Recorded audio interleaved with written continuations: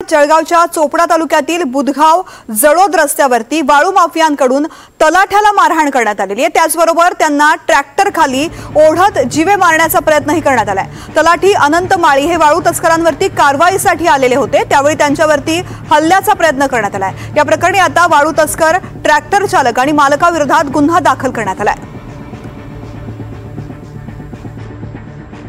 बुधगाव जळोद ह्या पुलाच्या खांबाजवळ रेती उत्खनन चालू आहे। संबंधित पथकाने त्या ठिकाणी माहिती घेतली असता उशिरा वाळू वाहतूक सुरू होईल असे समजल्यामुळे ते पथक दबा धरून बसले होते आणि पहाटे 5:30च्या सुमारास पथक अंधारात गेले असता त्या ठिकाणी काही वाहनं पळवण्याच्या प्रयत्नामध्ये होते।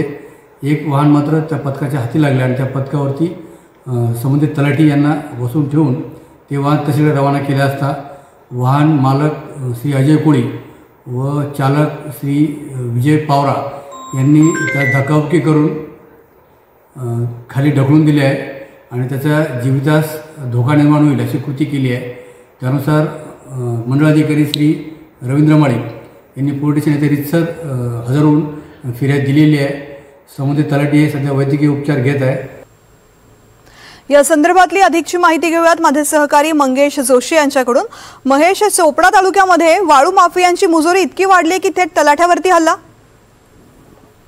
नक्कीच तृप्ती, ज्या पद्धतीने खरं तर चोपडा तालुक्यातले बुधगाव ते जळोद या दरम्यान जे आहे खरं तर महसूल विभागाचे पथक जे आहे ते कारवाई करण्यासाठी गेले असताना या ठिकाणी थेट तलाठ्याला जे आहे ते जीवे ठार मारण्याचा प्रयत्न झालेला आहे।